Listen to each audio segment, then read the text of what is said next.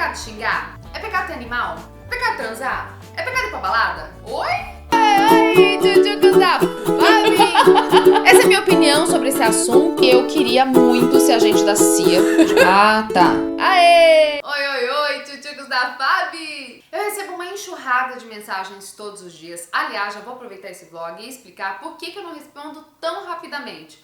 Gente, não dá, são mais de 400 mensagens por todos os canais possíveis que vocês me mandam e eu não consigo responder todo mundo. Então, antes de ficar bravo comigo e antes de ficar mandando indiretinha no Instagram, Ai, gente, presta atenção em mim. Cadê a humildade? Me responde. Ai, você me ignora. Menos carência, por favor, e mais paciência no Senhor. muito bem, mas entre essas mensagens que eu recebo, existem algumas curiosas, que na verdade a maioria delas começa com a frase: é pecado? Tan, tan, tan. E tem coisas assim, das mais simples às mais bizarras. Eu já recebi várias perguntando se é pecado fumar maconha. Tem de tudo, se é pecado usar biquíni, se é pecado beber, se é pecado ir pra balada, se é pecado casar com não sei o que, se é pecado comer isso, se é pecado comer... Gente, são muitas perguntas querendo simplesmente saber pode ou não pode. A princípio eu achava que eram só os adolescentes ou pessoas muito mais jovens que perguntavam essas coisas, mas sempre quando eu vejo alguma pergunta assim, eu vou lá no perfil da pessoa, sim, sou dessas, olho a fotinha, vejo quem é, para entender por que dessas perguntas tão sim ou não. Devo confessar que me irrita um pouquinho. Pecado confessado. E por que me irrita? Você vai perguntar, porque você é arrogante. Gente, não é nada disso. É que eu vejo nessas perguntas e nessa tendência moderna que a gente tem de religião é tudo muito livre, de vale mais a fé do que não sei o quê, relativismo em tudo. Eu vejo uma nova idade das trevas. Clarificando para quem não lembra o que é o período das trevas.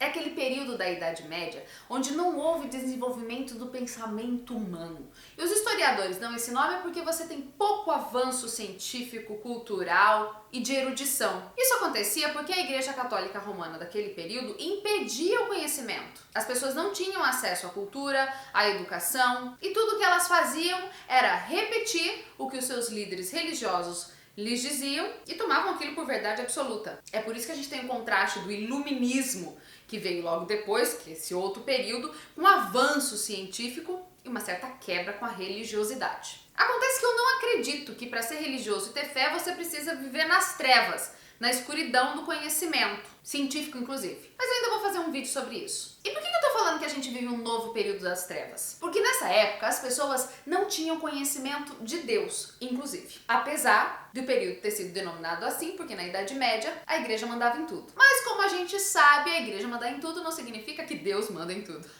Olha só. E hoje, com tanto conhecimento disponível, com tanta sabedoria por aí, com o Google, milhares de livros publicados, a imprensa, 1000 vídeos no YouTube, a gente se depara de novo com pessoas perguntando para outras pessoas, a quem elas atribuem alguma autoridade, se isso pode ou não pode. Gente, para tudo! Para o YouTube, eu quero descer! Pode ser só preguiça? Pode ser só preguiça, Fábio. É uma possibilidade muito real. A preguiça de estudar, a preguiça de pensar, a preguiça de... né? Pode ser preguiça. Mas também não deixa de ter uma influência e uma consequência espiritual grave. Olha o drama. E é grave quando as pessoas não conseguem fazer elas mesmas conexões simples com a vida prática e a palavra de Deus. Quando a Bíblia tá ali na cara dela e ela não consegue simplesmente ler e raciocinar em cima daquilo e entender a vontade de Deus manifestada através daquilo. E ela precisa perguntar para outra pessoa, seja para uma pessoa que ela vê na internet, seja para o pastor ou para o líder dela, se aquilo pode ou não pode. Aí eu fico pensando, gente, de que adiantou aqueles reformadores tudo morrer queimado, enforcado, esbriuçado? De que adiantou toda aquela luta? Que adiantou Martinho Lutero, Calvino, Russo, todos esses caras se lascaram para que você tivesse acesso à palavra de Deus, para que você tivesse educação, para que você aprendesse a ler e pudesse por si só falar diretamente, né? Aí não, você tem tudo isso à sua disposição e você vem me perguntar se é pecado usar biquíni.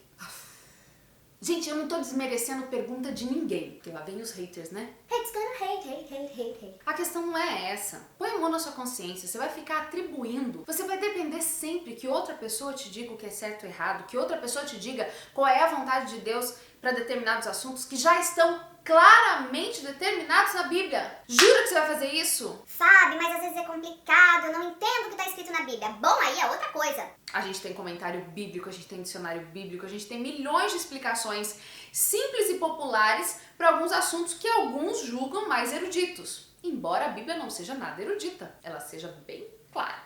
E a menos que a gente esteja falando dos símbolos das profecias, de Daniel, de Apocalipse, as coisas são bem claras, bem claras, entendeu?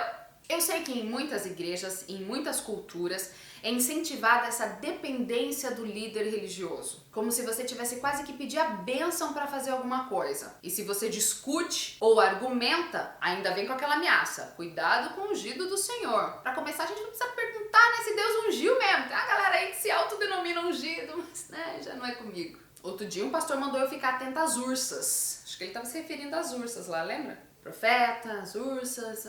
Mas isso é a minoria. Líderes religiosos realmente comprometidos com Deus e com a palavra, quer mais é que as pessoas sejam esclarecidas, para que elas não dependam deles para conhecer a vontade de Deus e a maravilha da salvação e a clareza de que a fé, tão somente a fé, é o que você precisa cultivar. E as boas obras serão resultado disso. O meu receio de verdade é que você fique sempre dependendo de outra pessoa, eu ou qualquer outra pessoa, responda pra você se isso pode ou não pode, se isso é pecado ou se não é pecado. Você já leu a Bíblia a respeito disso? E muitas pessoas que me escrevem sabem que eu respondo exatamente isso. Você já pesquisou na Bíblia? Você já foi até a palavra de Deus para saber o que ele já manifestou a respeito desse assunto? Alguns respondem de volta dizendo, mas Fábio, eu queria uma resposta mais fácil. Gente, a salvação é de graça, mas não é barata. Se você quer ter um íntimo relacionamento com Deus, se você quer conhecer de verdade a vontade de Deus, você tem que parar de ficar perguntando se isso pode ser ou não pode, parar de ficar seguindo guru espiritual e ir direto para a palavra de Deus. Há mais de 500 anos, homens e mulheres foram mortos, martirizados, porque defendiam justamente uma reforma no modo como as pessoas levavam a religião. Essa reforma, que a gente chama de grande reforma protestante, era justamente para mostrar para você que você não precisa de mais ninguém no meio do seu caminho com Deus. É tu e ele. Não tem treta. E o teu Deus te pede, vinde, arrazoeis comigo. Mano, você tá entendendo um negócio desse? Como é que você não pode discutir com o teu pastor? Discutir, eu digo, no bom sentido, de perguntar, de argumentar, tal. Se próprio Deus assim, ó, vinde, arrazoeis comigo, vamos levar um lero aí pra tu entender o negócio. Tu tá entendendo? Como é que alguém tem a arrogância de dizer... Não discuta comigo. Como assim você está questionando as minhas ordens? Essa pessoa não lê a Bíblia. Né? Eu queria te convidar pra luz. Eu queria te convidar a ler mais a Bíblia. A se apossar dessa reforma que abriu caminho para um contato mais íntimo e direto entre Deus e seus filhos. Que te ensinou que você pode falar com Deus e que a palavra dele tem à disposição. Eu nunca vi, pesquisando, olhando pela história da humanidade, um período que a gente tem tanto à disposição, tanto a palavra de Deus, em celulares impressos, lidos, ouvidos, de tudo que é jeito, e as pessoas não leem. Você tem um monte de Bíblia à sua disposição e você não lê. Você quer que outras pessoas te digam o que pode, o que não pode, o que Deus fala desse assunto. Na Idade das Trevas a gente não tinha acesso a isso porque nos era tomado. E agora que você tem, tá largado. Alguém me explica essa equação que eu não tô conseguindo entender? De verdade, eu acho que todos nós precisamos de uma grande reforma, de um grande reavivamento espiritual. E já é profético que isso aconteceria perto do tempo do fim. Aliás, tô muito afim de gravar um vídeo sobre a volta de Jesus.